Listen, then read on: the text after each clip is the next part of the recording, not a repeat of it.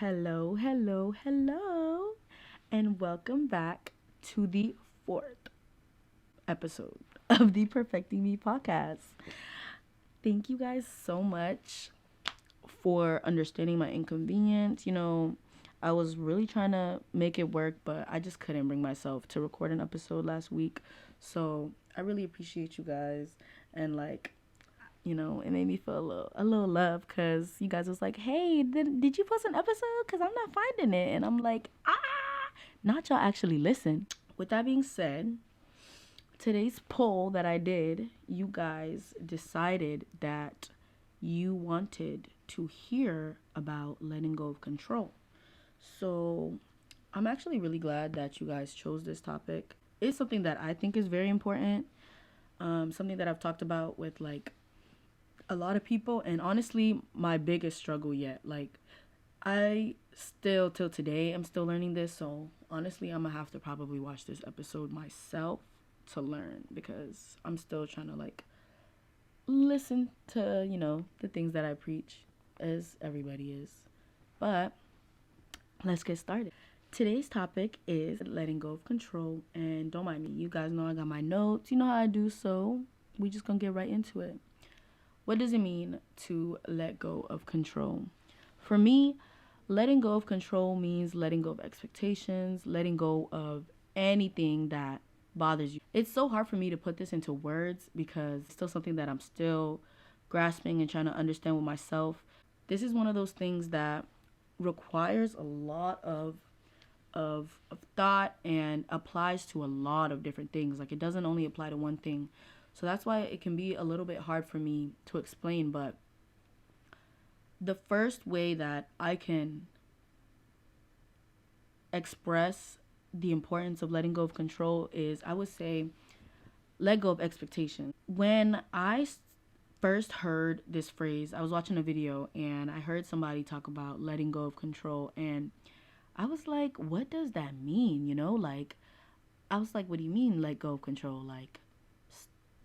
Stop trying to control my life, stop trying to control others' lives. But I started to have experiences that really showed me what letting go of control really meant.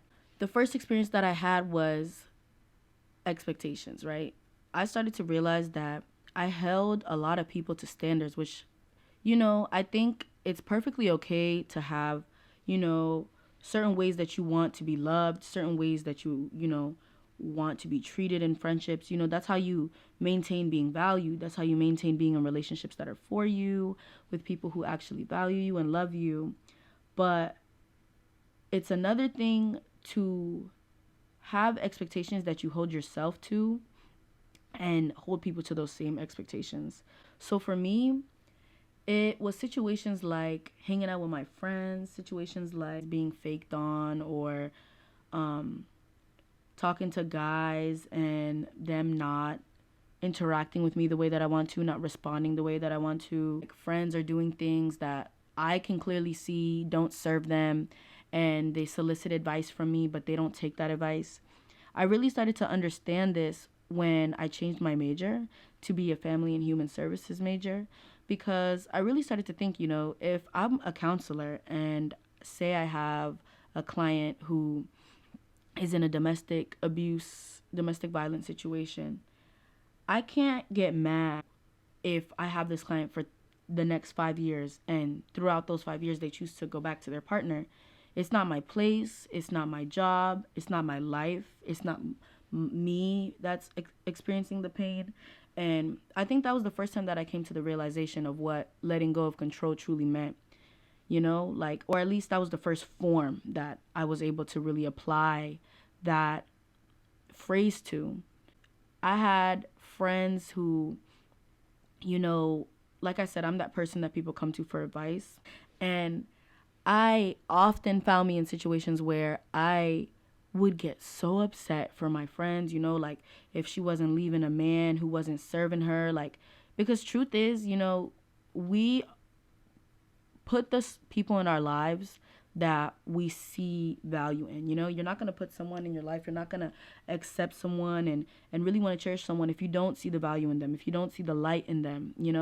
And so One thing for me is anybody that I choose to love, I'm sure it's like this for everybody, but anybody that I choose to love, I love hard. You know, whether you're my friend, whether you're my family, whether you're my, it doesn't matter, you know, like if I'm working with you, like if we have a relationship and I choose to value you, then like I value you with the same love and respect that I value myself. And I found myself holding people to those same standards, you know.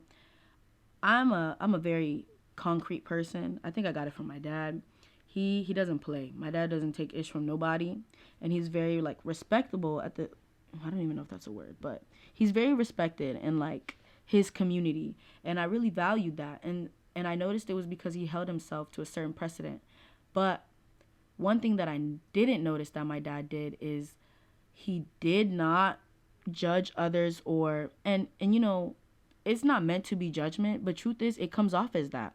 You know, it's never my intention to make my friends feel as though I judge them for choosing to be in the relationships that they choose to be in. It's never my intent to make, you know, someone feel dumb for doing something that ended up not serving them just because I could tell that it wasn't going to serve them. And I think as much as we have good intent, you need to realize that sometimes your intent doesn't come out the way you intended, you know, because perception is something that everyone is gifted, but not to the same degree. I learned that perception is granted through experiences, perception is granted through learning. That's why, for example, when you talk about racism with someone who is white, it can be hard for them to understand the levels of racism from a standpoint that you understand, because no matter how much you explain it, no matter how hard you try to make sure they can understand where you're coming from, truth is, if they don't have that experience, 9 times out of 10, it's going to be very hard for them to see it out of your level of perception. You have to look at it as you were granted with that blessing to be able to see things from that lens, even though the experience that led you to be able to have this perception was a negative experience. At least now you are able to have a perception and a level of empathy and understanding for others, even if like their situation is different but under the same pretenses. You're able to grant them that grace, unlike, you know, other people. When they're completely different from you, they don't have those same experiences as you, it's very easy to invalidate. So I really noticed that my dad was someone who, although he held himself to a certain standard, he held us to a certain standard. You know, I really had to keep the house clean. My dad is the type of person, like, he won't even let you put your shoes like loose at the door. It just, you know, he holds himself to that standard. But at the same time, he's not going to go to somebody else's house and see them have shoes all over the place and say like, oh, they're dirty. I can vividly remember many times when like I would talk about things with my dad, about situations with friends, situations with even guys, and like unexpectedly I would expect my dad to be like, Michelle, you know, screw these men, which truth is my dad definitely, he's all for me, you know, knowing my worth and standing my ground on that. But at the same time, my dad, one thing I'll really value in that is that he's a very honest and truthful man, and like not a judgmental one. That's how he's able to maintain his composure. That's how he's able to be extremely level-headed and well respected, because truth is he doesn't judge. Truth is he accepts, and he doesn't hold others to the same expectations to which he holds himself. Just because you don't want to be in an abusive relationship, you have to be able to have grace for others who continue to put themselves in those situations, because truth is they just might not have the level of perception that you were granted to have. And you should be able to look at that as a blessing instead of looking at it as a situation where it's your job to force them to live the way you do, to understand things the way you do. Truth is, you know, when you love somebody and you see them getting hurt, even especially when they talk to you about this hurt, they vocalize this hurt to you, you see the hurt, you're the person they confide in, it is very easy to fall deep into trying to get them to be able to see things the way you do, trying to get them to be able to just take the initiative the way that you would. But truth is, being a good friend is allowing the people in your life to make their own decisions. As much as you may have good intent in trying to tell your friend, you know, girl, fuck him, leave that man, leave that relationship, it's so much easier said than done when you don't have the same experience in understanding things and viewing things the way they do, the same way they don't have the same experiences to be able to make the same choices and decisions that you do. You know, another example I would give of this is our parents. All we want growing up is for our parents to let go of their expectations. I think I can speak for a lot of foreign children, children who come from parents that, are immigrants and have other cultures. I'm sure it happens in other cultures as well, but like I can only speak for what I know. And from my experience, I had a hard time, listening to my parents. My parents would sit and come here right now. If my mom heard me, she would run in this room and she would say, "Yep, I definitely was a trouble kid in the sense that like I talked back. I didn't want to subscribe to the expectations that my parents set for me. But I realize now that from having that experience where, I had my own dreams, I had my own desires, I had my own plans for myself, and it hurt me, and I felt judged, and I felt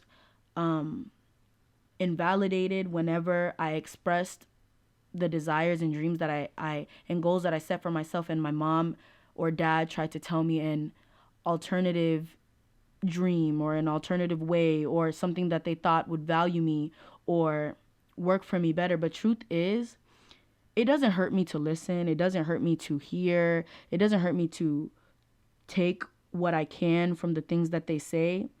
But because I also know what it feels like to not want someone to push their ways of living and push their ways of thinking and their expectations onto me, is the same way you have to be able to apply that to other situations that may not seem as straightforward. Hence, friends and their relationships, or you know friends and family members who may have bad habits. I used to, like, when I tell you, I remember one situation when I was in middle school and I had a best friend and I saw her boyfriend kiss another girl on the bus when we were going to a field trip. And so me, I got up, I went to him, and I broke up with him for her. And I'm like, cha-ching, best friend in the world. And like, I was so proud of myself. I was like, I would have loved if she did that for me. Like, there's no way in hell that she's gonna stay in a relationship with a man who like would do something like that. And then later on that day, I get called down to the counselor's office. So I'm like, what's going on? Like, why is she calling me down to, like, who's calling me to the counselor's office, And I go in and it's my friend and the counselor, and my friend's like crying, and I'm like, what's wrong? I'm thinking, she wanted me here for comfort. She wanted me to be here while she like talked about what happened with her. And then the counselor starts talking and she's like, your friend really didn't like it that you broke up with her boyfriend for her. She wanted to be able to handle things on her own. And truth is, she didn't want to break up with her boyfriend. And I was just like, what do you mean you didn't want to break up with your boyfriend? Like, he just cheated on you. And I was so mad. Like, I could not understand why. Like, I felt, truthfully, I felt really, really uncomfortable. And I felt really ashamed that, like, I did something, and me sitting there on my high horse thinking like I did something out of good, I hurt my friend. I hurt my friend more than her boyfriend did, because I broke up with her boyfriend for her. And in her experience and her understanding, he was valuable to her. And in that moment, I learned that it wasn't my place to feel things for those that I love, no matter how bad it hurts them, no matter how much we can see it hurts them. Our place is to, if they solicit advice, give it, and then to allow and to support.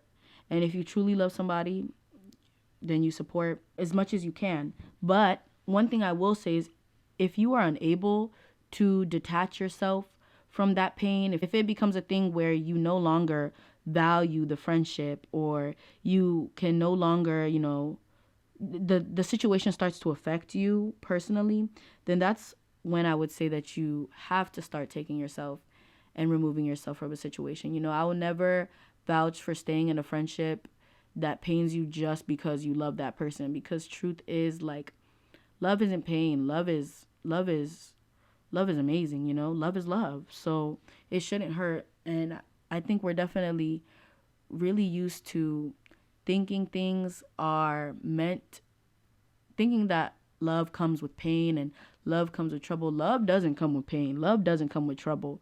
Yes, relationships may come with, yes, relationships may come with situations that you didn't expect, situations that can cause stress, that can cause uncertainty, that can cause, feelings of inadequacy, but it should never be a thing where the love hurts. Another piece of advice that I would say about what it means to let go of control is learn how to maintain your composure. So, stemming off of what we were just saying, or what I was just saying, when you learn to let go of expectations, in that you learn to maintain your composure.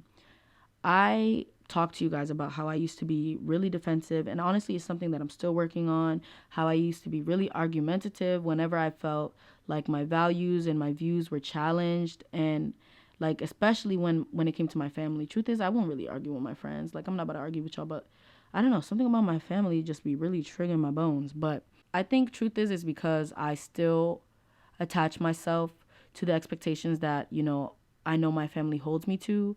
But I also am in the process of understanding that, like I said, they just want what's best for me. And this is what they know to be best. My mom really, really wanted me to go to nursing school. She really wanted me to be a nurse. And like, I, for a really long time, thought that I wanted to be a nurse as well. But I also just had this like deep calling in me that knew giving advice and like talking to people and being empathic in a more like mental way, aiding in people's mental health and aiding in people's growth was something I valued more than aiding in people's physical health. But I wanted to do something where I helped people regardless, but I just couldn't shake the fact that, like I couldn't shake the part of me that loved psychology, the part of me that was so intrigued by how the mind worked and how people view themselves and how that works and law of attraction. I just really, really was drawn to that. But I also really, really wanted to make my mother proud. And so I went through 3 years of college as a nursing major, hating all 3 years of that college. Like I was the least happiest, while I was a nursing major.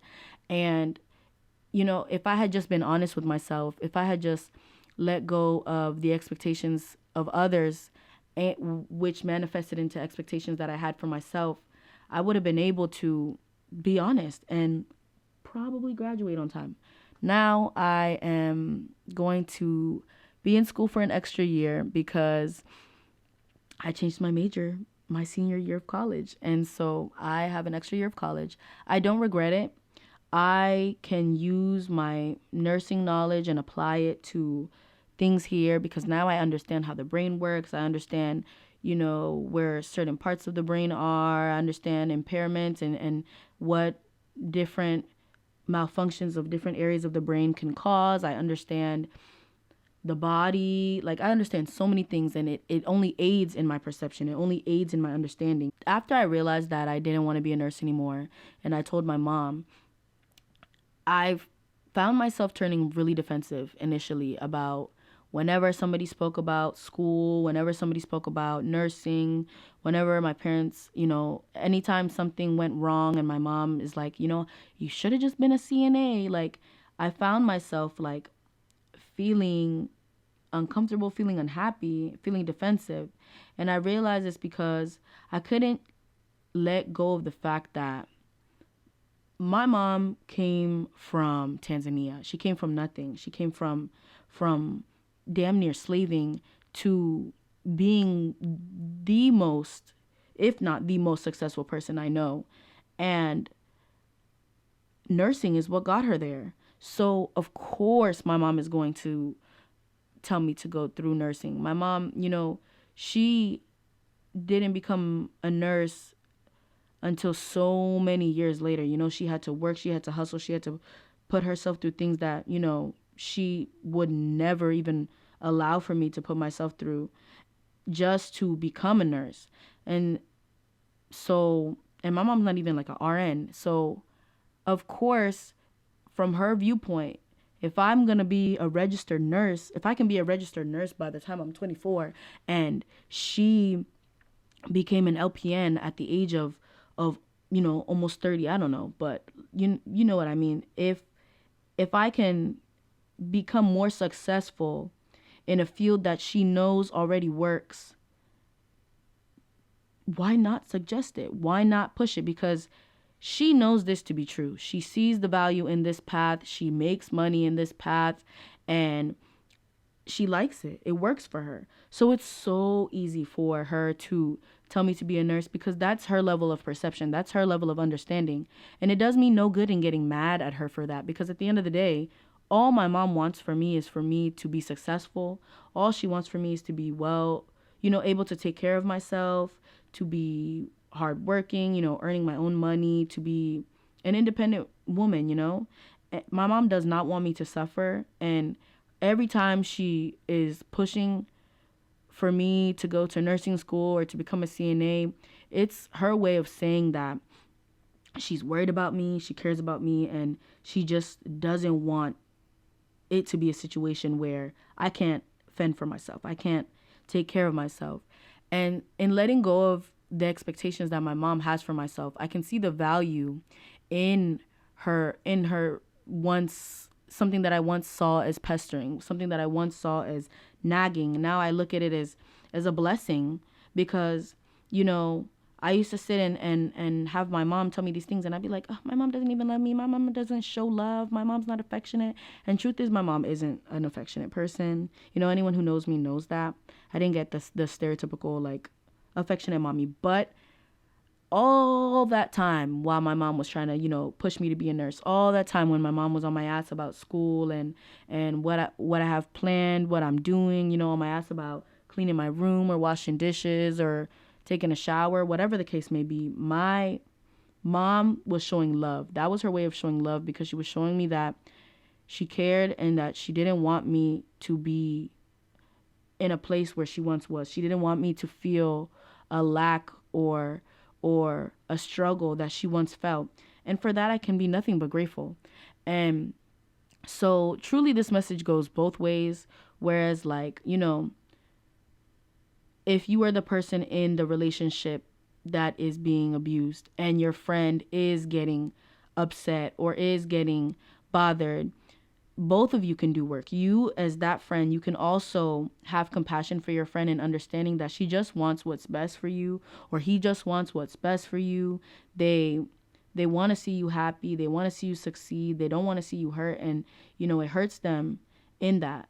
When you're able to let go of the fact that anything that can be perceived as negative comes from a place of love, it makes it easier for you to stay in that place of love. My next aspect is always choosing love. Learn how to choose love. This is also something that I struggled with because, like I said, I didn't grow up with the stereotypical, I didn't grow up with the stereotypical aspects of love as far as, like, motherly love, but I definitely didn't have a stereotypical father. I had my dad did my hair when I was little. My dad went and was a chaperone at every single field trip that I had in elementary school. And so I definitely did get shown, like, love and affection, but it was a thing where, for some reason, I don't know, I guess I just really wanted my mother's love, to the point where I didn't focus on the fact that my dad was giving me love, and because it is really easy to focus on the bad things. I wanted my mother to love me the way my dad did, and I couldn't understand that they just weren't the same. And in that, I turned into this person that, like, was really uncomfortable in accepting love, and that came from, like, and that is in all aspects. Like, till today, I'm learning how to accept love and show love to my friends, to my family, I've learned that I'm really good at showing love when you don't give love to me, like if my friends aren't paying no attention to me, it's really easy for me to be like, oh my God, I love you so much. I miss you. Kisses. Mwah.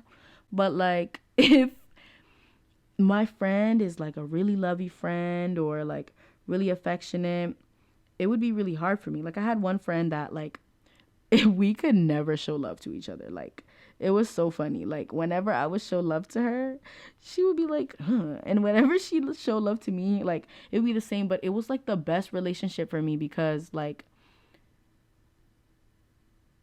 we were the same. And I really valued that relationship. But I also, when I lost that relationship, I realized that like, I'm gonna have to be normal. I'm gonna have to learn how to be a little normal. And that's why like I'm sure a lot of you know I have a friend named Clara. I post about her all the time. She's one of the most loving people I've ever met in my life. That girl like chooses love in everything.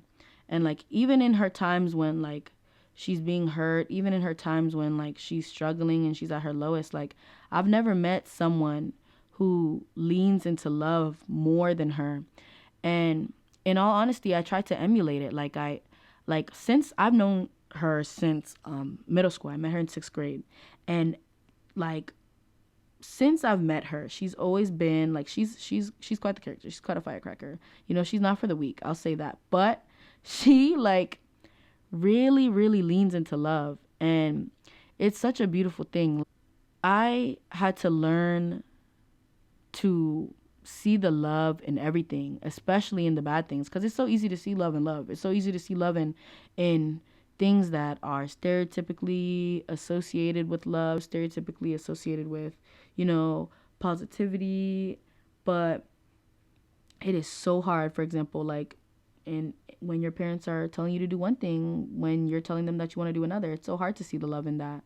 It's so hard to see the love in your, teacher telling you that you need to do, your coach telling you need to do better, or to see the love in your personal trainer telling you that you need to get your ass off the couch and you need to work harder. It's so hard in seeing love and when people are trying to get you to do better, because most of the time you are trying to get yourself to do those same things, but internally, but you just can't.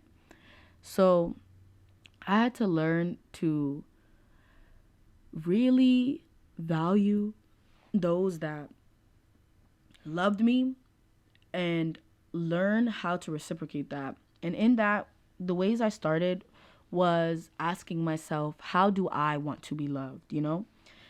Even though I was really bad at accepting affection, even though I was really bad at giving it, I still wanted it. I was still able to know that, like, I wanted that fairy tale ending of a husband with kids and we have a big wedding and, we hold hands or whatever, even though, like, if someone ever tried to hold my hand, I'd literally throw up. Like, I'd literally be so thrown off.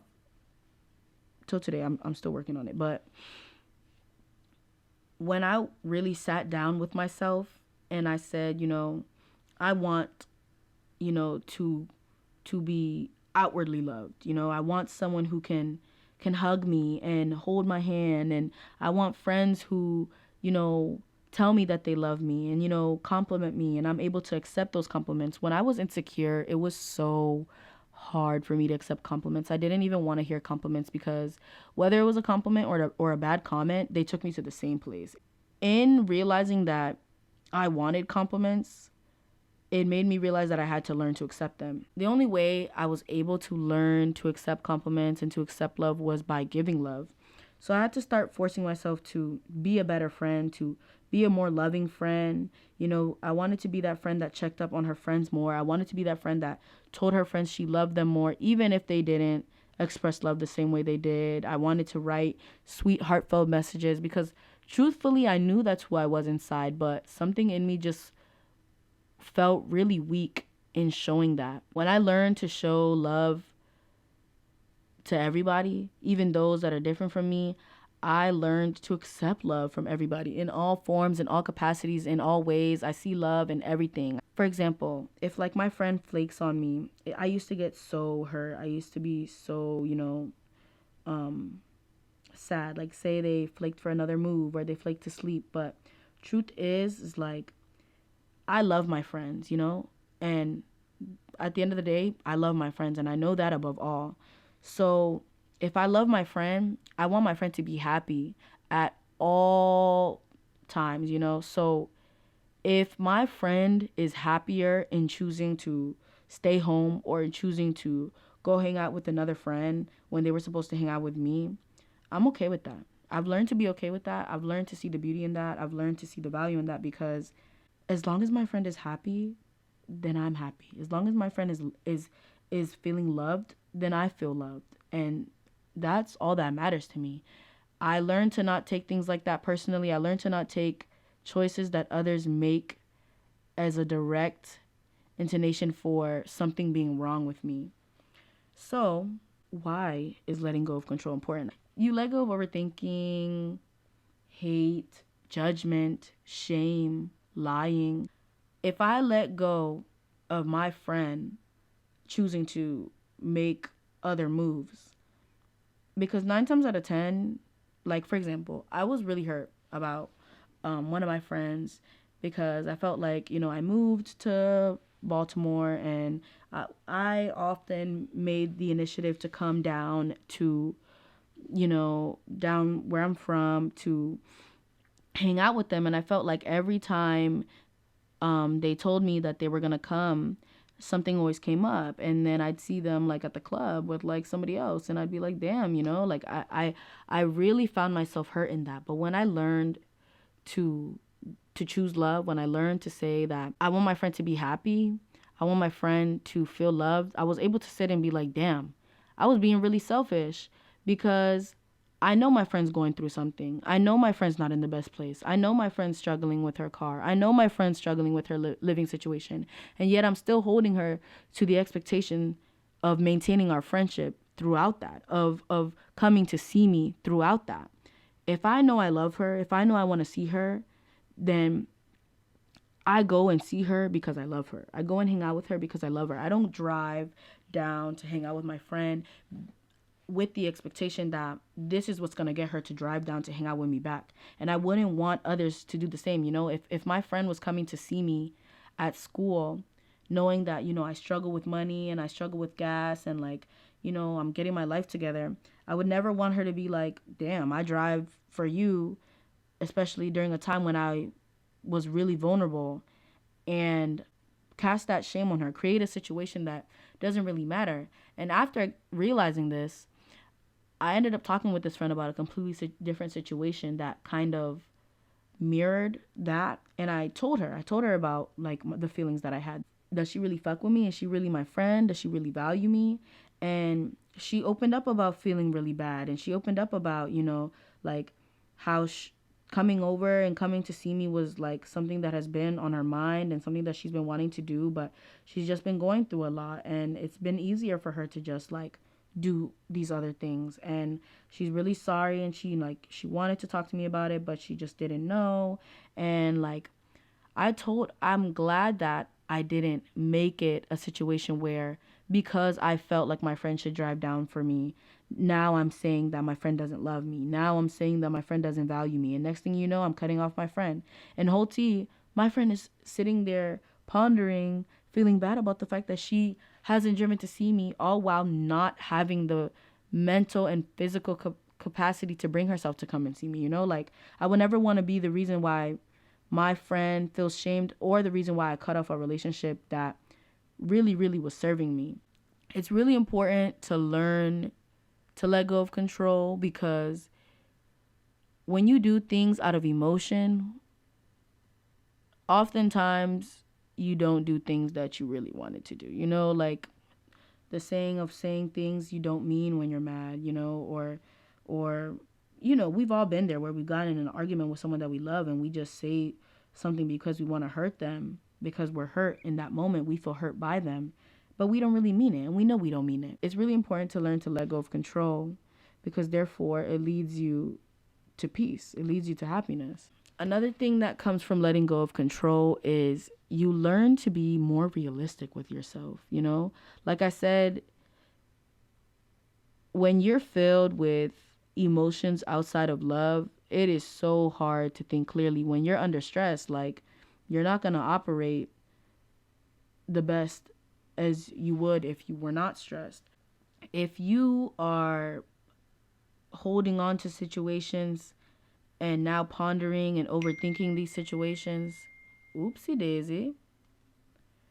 If you are holding on to situations and now pondering and overthinking these situations, you'll soon find yourself in a place where you're not really being realistic about the situations. That situation with my friend, I I was really hurt. I mean, I'm not gonna say I was gonna cut her off because that's my girl for real. Like that's my sister. But definitely, like I said, y'all, I've said this in the past episode. I'm quick.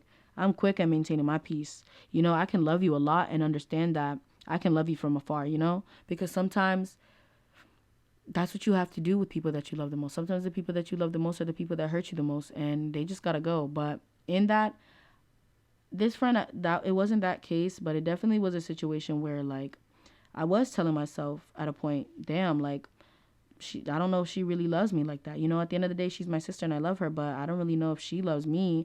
And it's like, it does me no good in thinking that she doesn't love me just because she wanted to go to the club with somebody else on a day when we were just going to watch movies at my house anyway. I learned to do things out of the pure authenticity of my heart.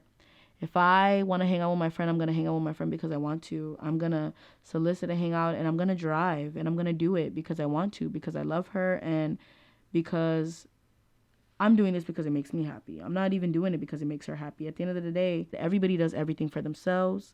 Everyone is ego motivated. So when you remember that, it is so much easier to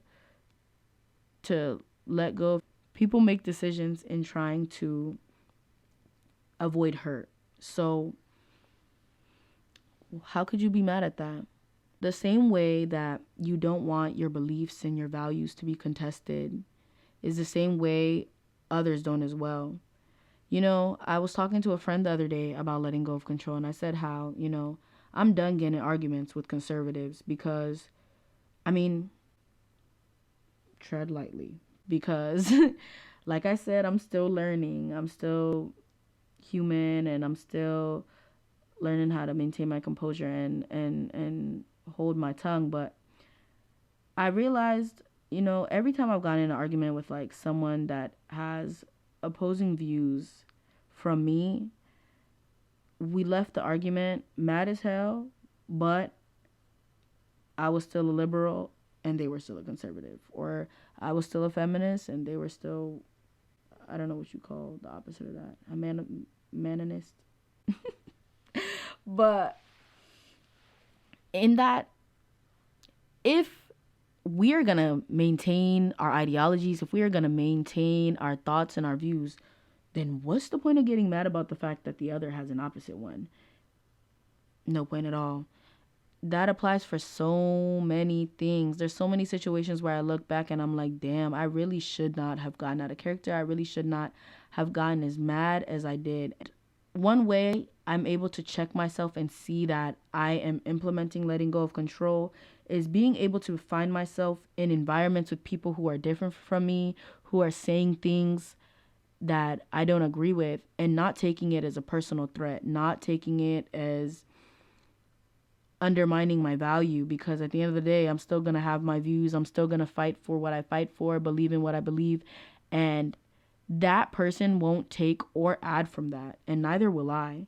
So that's another form of letting go of control, is allowing others to have opposite views from you, because truth is, you learn to be okay with a lot of things. You know, like my friend Clara, when we were talking one time, she was saying how, like, you know, she would want to be able to be friends with, like, she sees the beauty in being able to be friends with someone who has completely different views from her.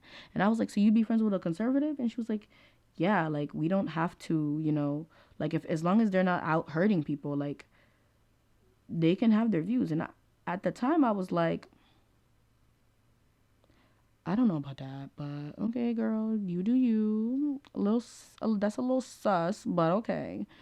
But looking back now, like, I'm not gonna say I'd go as far as like being best friends with someone who's a conservative, because like at the end of the day, I want to maintain my peace and, you know, my path.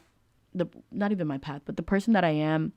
I really value respect. I really value individuality and allowing people to make their own decisions and be their own person and not casting judgment on people. So I find it really hard, which is something that I'm learning in sitting in spaces with people that I feel are casting judgment on vulnerable people, like I would often get in arguments with like people about transgender rights or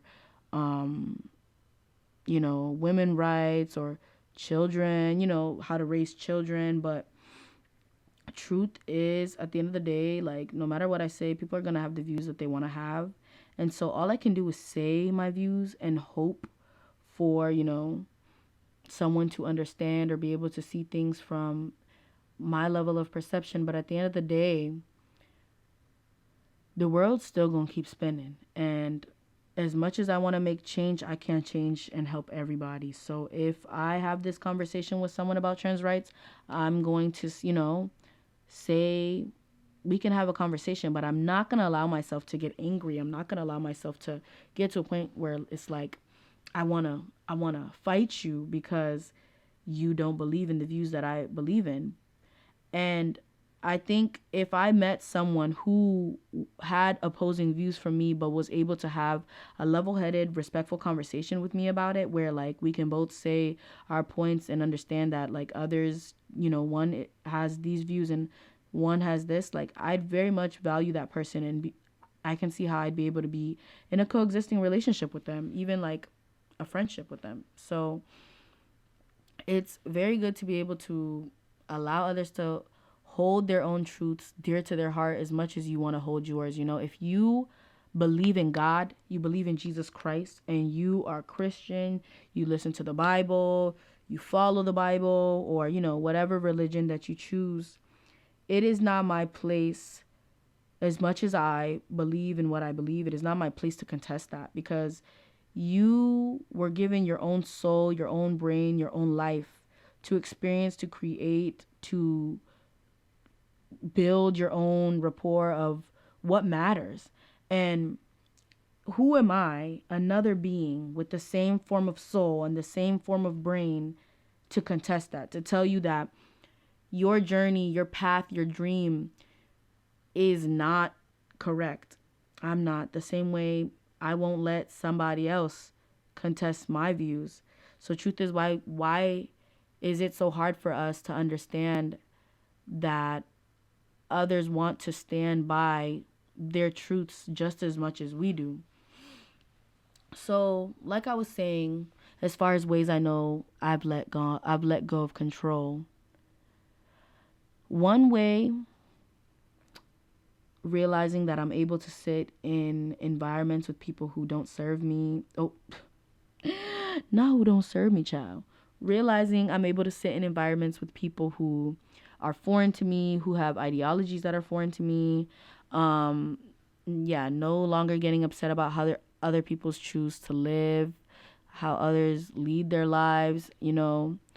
I can fight for what I want to fight for. I can preach what I want to preach, but I'm not going to get mad. I'm not going to lose my composure. I'm not going to take personally somebody viewing things differently than I do. When I notice that I no longer hold those that I love to the same standards and expectations as I hold myself, it's easier for me to accept them as they are rather than unknowingly judge them for who they are, unknowingly judge them for the mistakes they make just because I wouldn't make the similar ones. Once you find yourself leading your life as authentically as possible, and I mean, like, look at me. I had to let go of the expectations of becoming a nurse. Now I'm as happy as I could be. I had to let go of the expectations I had for myself of not moving back to my parents' house. And now look at me. I'm happy as hell back in my bedroom in my parents' house. Love this house real bad. I'm gonna live here for the next 30 years. Thank you. I'm just kidding. I'm not doing that. I had so many expectations for myself that were so unrealistic, and I think in this generation, we're really big on that. We, are the generation of success. We're the generation of random success, of entrepreneurial success, and social media. So not only are we able to be exposed to how others live more than others were, but we also, which means we compare ourselves to others more. We also are exposed to people who experience life-changing experiences that like bring money, that bring success in the blink of an eye, and we hold ourselves to the same form of expectations, which strays us farther and farther from living authentically. We're all trying to reach that money before we're 23, like as if our parents didn't just become successful at 45. We're all trying to, you know, have that classy girl look and look like, we got money and we independent and self-sufficient. Baby, I am 22, and they're African 22-year-old at that. The way my parents are helping me, I am not ashamed in saying that. I'm not ashamed in saying that my parents helped me pay for school. I'm not ashamed in saying that I asked my mom and dad for money. Like, I'm so sorry. I'm not ashamed in saying that I was out there living paycheck to paycheck in Baltimore. I am not ashamed to say that, because truth is, I was living like that because I was trying to hold myself to these Instagram girl expectations, all while ignoring the fact that I'm privileged in having parental support and having parents who will financially support me, parents who, you know, like I have the luxury to just change my major on my last year of college. I have the luxury to, because my parents pay for school and I don't get FAFSA. So like that's a privilege that I don't have. I don't have the privilege of FAFSA. But at the end of the day, I still have a privilege where my parents are willing to slave and go to work and not retire because they want me to have the education that I really want to have. They want me to be happy. They want me to be successful. And in that, I'm going to accept and enjoy that privilege rather than trying to create a life and expectations for myself that I wasn't even raised to live by. I was not raised to be expected to be a millionaire by the age of 25, like I wasn't raised to be I was raised to have grace. I was raised to work hard. I was raised to not take things for granted and to be grateful, but I was not raised to compete. I was not raised to compare. And I found myself falling into the traps of that in this society. So when I started letting go of control, I realized I was able to live and lead my life more authentically. Hence, starting this podcast. I was so afraid of being seen as annoying, someone who talks too much, someone who, like just is always has something to say. But truth is, that's who the hell I am. Like, I talk a lot. I always have something to say. Like I want to share.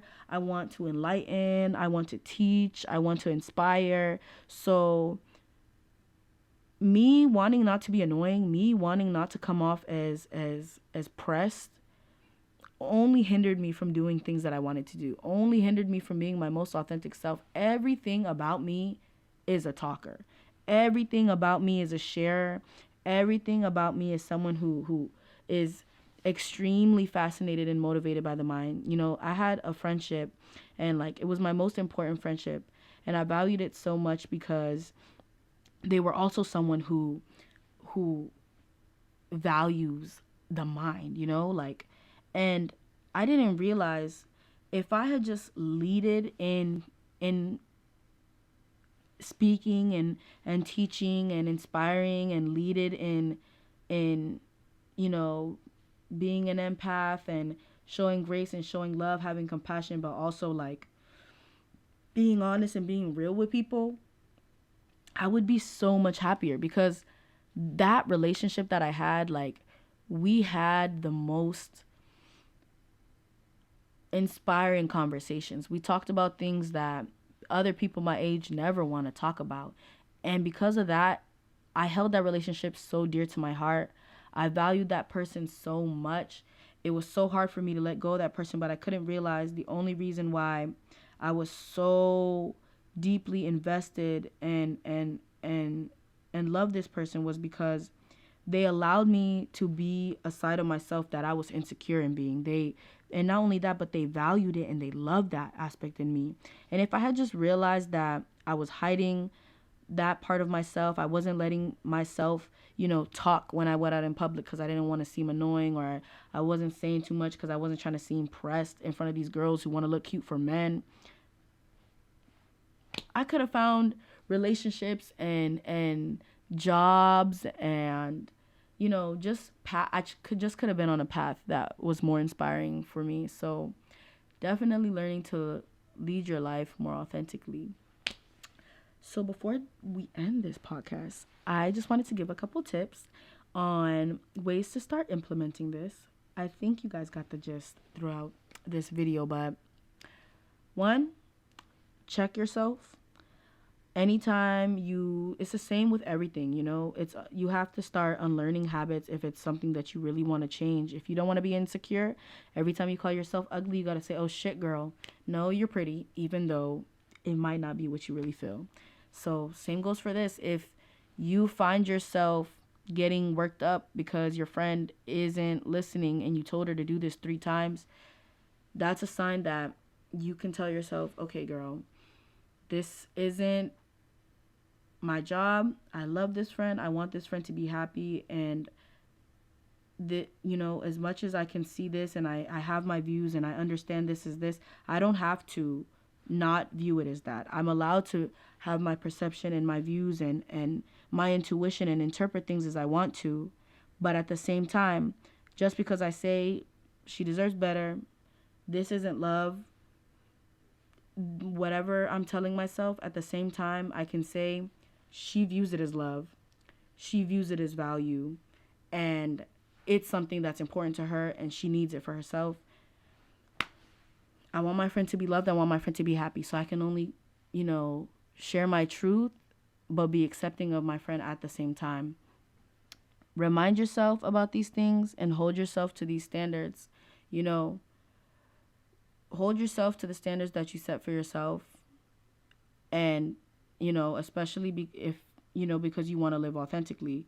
Like if you want to be someone that is respectable, that is always presentable, if you always looking good, then make sure you hold yourself to that standard at all times. You want to authentically be who you present yourself as. If you present yourself on Instagram as somebody who's well spoken and like post quotes from books and pictures of books, but you don't read, you're not holding yourself to that standard of being a respectable, wise, well spoken person. You're only pretending to be that. So hold yourself to the standards that you set yourself, but don't hold others to those standards. Understand that others have their own reasonings, others have their own understandings and situations that put them in the situations that they're in, and you don't have control of that. So let go of it. And lastly, learn to discern whether something is really for you. Lastly, remember that everyone acts out of their own internal motivations. Everyone does things in trying to maintain their happiness above all. And if you love somebody, that's all that matters. That's all you need to know. So, thank you guys so much for tuning into this episode. Again, I'm so appreciative for all of you who have been sticking with me thus far. I really do love this path, and I hope you guys see a difference, because honestly, like I said, moving back to my parents' house, like I'm ecstatic. I'm so happy to be here. This is really my element. Like, this room is the room where I really learned about myself, and I've expressed myself in so many different ways in this room. And so I am so excited to finally, express myself in this way, in my most authentic way. I hope you guys like what I did with the little setup. I mean, this was mainly for my room, but, bear with me because I'm just moving here, just figuring things out. I don't know if I'm going to keep the camera this way. Don't know if I'm going to keep the seating this way. Who knows? Next week I'll probably be sitting on something else. But thank you so much, guys. And I also want to say that I want to be able to have people on this podcast. I want it to be a thing where we can get real and raw about experiences that like you have had and that I have had. So, if you would like to be on my podcast, if you are willing to be vulnerable and to come on here and share your experiences with me and allow me to dissect them with you on camera, then please, please, please hit me up. I will be creating a Google form where you can fill out if you'd like to come on my page, if you'd like to come on my podcast and, be therapized by me. So, thank you guys so much. Love always. Kwaheri.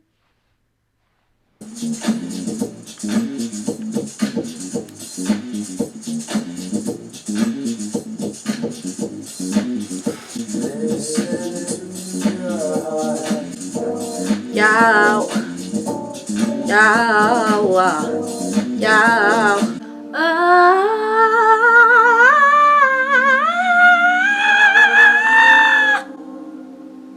Dang, my dad is liking my story. Aren't you at work, Bookie? Oh, taste the taste.